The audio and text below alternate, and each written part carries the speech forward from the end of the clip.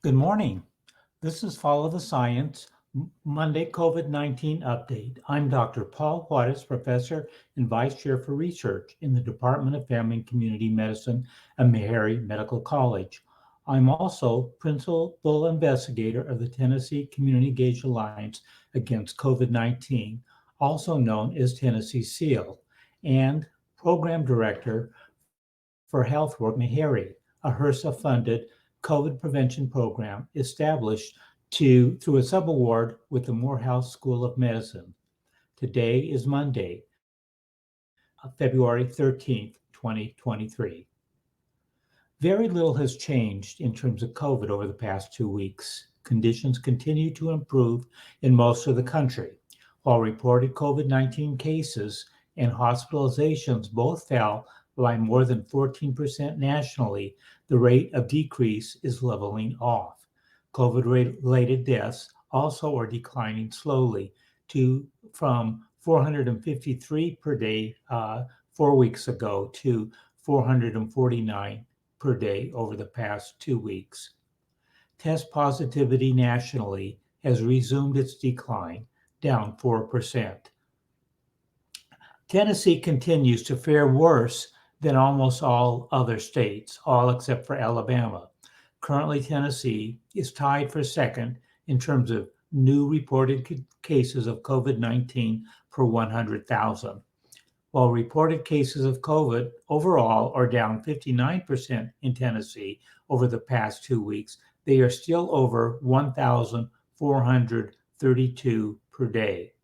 And likewise, while hospitalizations are down 13%, they remain very high at 560 per day. Average number of COVID-related deaths is down slightly from 13.3 to 11.1 per 100,000 of the population, while test positivity remains unchanged at 17%.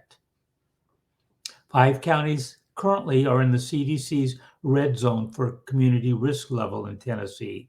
All now are in the northeastern region of the state. They include Washington, Unicoi, Sullivan, Hawkins, and Greene counties. An additional 23 counties over the past 2 weeks are in the yellow zone, about the same overall as 4 weeks ago. 5 are in West Tennessee as compared to 10 4 weeks ago. 8 are in Central Tennessee, which is about the same as 4 weeks ago. 3 are in Southeast Tennessee, and 9 now are in Northeast Tennessee compared to 2 4 weeks ago. 56% of the population is fully vaccinated for 2 shots, but less than 10% of the population in Tennessee has been boosted with the bivalent booster. These data suggest that we will probably continue to see a drifting down of COVID cases, hospitalizations, and deaths in the coming weeks, but the precautions should still be adhered to if you live in areas that are in the CDC's red zone for community spread, or if you are vulnerable to the effects of COVID. The major change, however, is the federal response, which is winding down and will terminate in May of this year. This means that new funding for COVID vaccines, boosters, and treatment will end, and when the existing supplies run out, there will be no more federal funding for COVID. This is particularly worrisome for persons who are uninsured, as they may have to pay the full cost for vaccines and treatment out of pocket. As the federal government prepares to end its public health emergency declaration, the latest survey finds nearly 3 in 10 adults nationally report having received an updated COVID-19 bivalent booster, up slightly from December.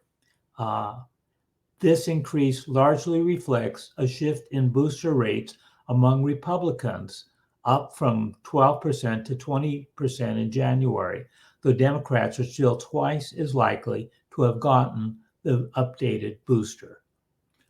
According to a recent Kaiser Family Foundation survey, Among high-risk groups, nearly half of adults at least 65 years of age or older, and about a third of those who are immunocompromised say they already have received the bivalent booster dose.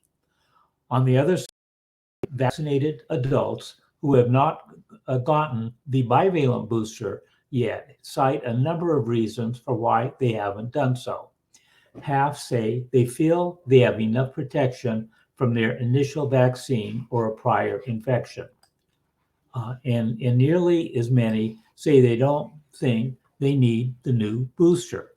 Smaller shares say that they have been too busy or have not had the time to get the updated booster, and that they had bad side effects from a previous dose of about 19%, or they cannot afford to take time off to get the shot and deal with the side effects from the vaccine.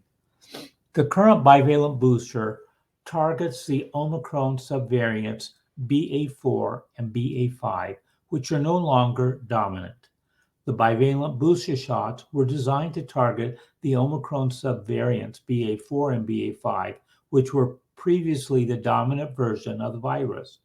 Since then, two new subvariants, BQ.1 and BQ.1.1, have become dominant.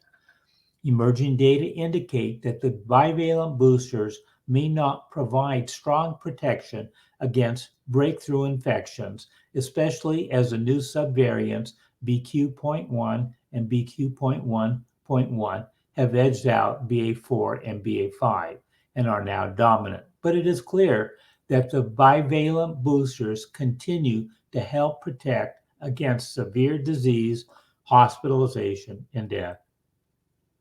It's unclear whether this will be the last COVID booster offered or whether there will be new boosters on a regular basis.